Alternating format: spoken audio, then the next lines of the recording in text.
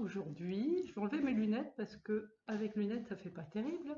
Je vais vous présenter un roman qui s'appelle Le goût de la viande d'un jeune auteur, d'un primo-romancier même, qui se nomme Gildas Guyot.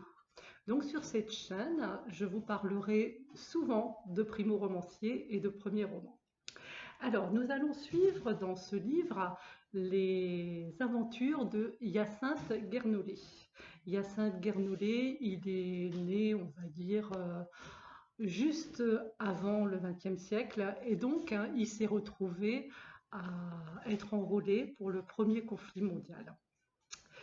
Au début de l'histoire, on est en 1916 et on est dans les tranchées à Verdun. Alors vous allez dire encore une histoire sur la guerre, il y en a ras-le-bol, mais ce qu'il y a de très particulier, c'est que dès le départ, le lecteur s'aperçoit qu'il y a quelque chose d'assez exceptionnel au niveau de l'écriture. L'écriture est vraiment très travaillée. On a un auteur qui fait l'effort de faire travailler tous nos sens dès les premières pages. Moi, j'aime pas quand c'est plat, quand c'est uniquement un texte visuel. J'aime bien quand dans un texte, on entend les bruits en arrière-plan, on a les odeurs, on a les goûts. Et là, je peux vous certifier que dès le départ, on va être servi. Alors, Hyacinthe Guernolé, en 1916, tout au début du livre, il est à Verdun, il est dans les tranchées et il est le seul rescapé d'une attaque meurtrière. Alors au début, il ne s'aperçoit pas qu'il est le seul rescapé, il s'aperçoit qu'il respire, qu'il bouge, qu'il n'a mal nulle part, et donc il est un petit peu pris dans une espèce d'agglomérat de corps de ses compatriotes. Et au bout de quelques minutes, il se dit il faut que je sorte de là. Ce que vous entendez, c'est les chats, vous inquiétez pas, c'est des chatons.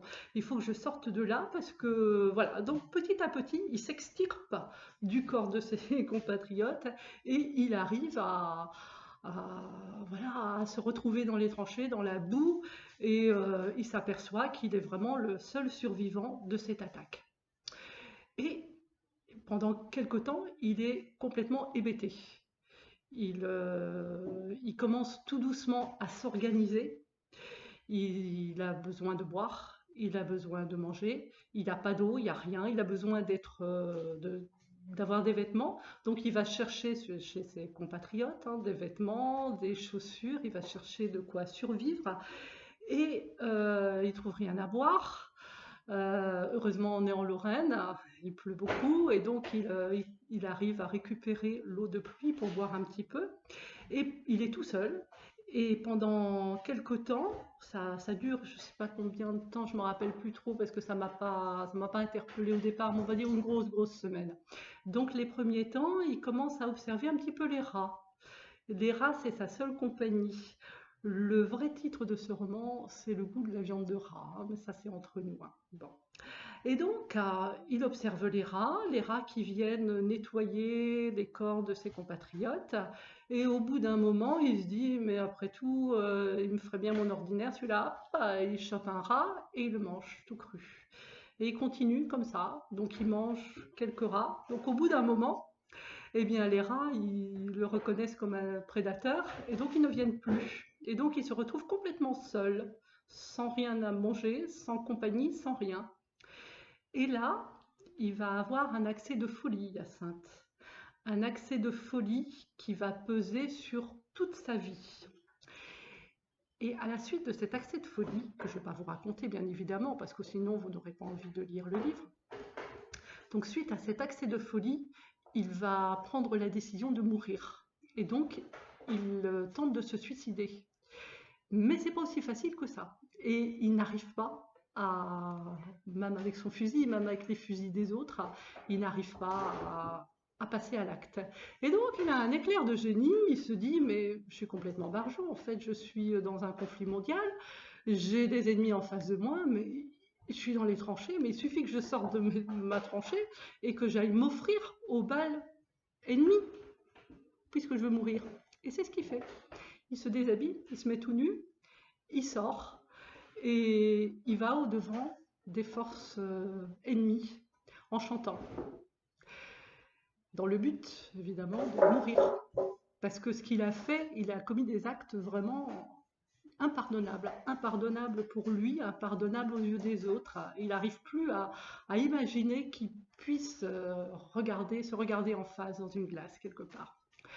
Et donc ça ne se passe pas du tout comme il l'avait envisagé.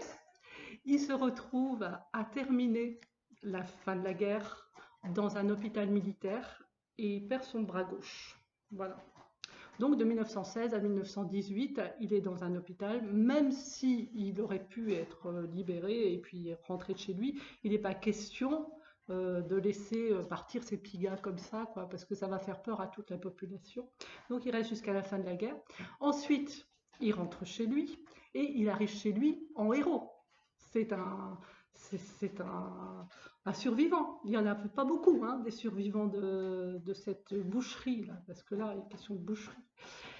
Et donc, Hyacinthe, lui, il vit très très mal cette image de super-héros. Et bon, ben, il arrive quand même plus ou moins à s'intégrer, parce qu'on va le suivre jusqu'au milieu des années 70-80. Et donc, pendant toute sa vie, il va avoir dans la bouche le goût de la viande de rat. Et pendant toute sa vie, il va avoir comme une espèce de rat qui va le grignoter en permanence. Et c'est un livre qui est excellent. Pourquoi? Je l'ai dit dès le départ, parce qu'on a une écriture qui est exceptionnelle.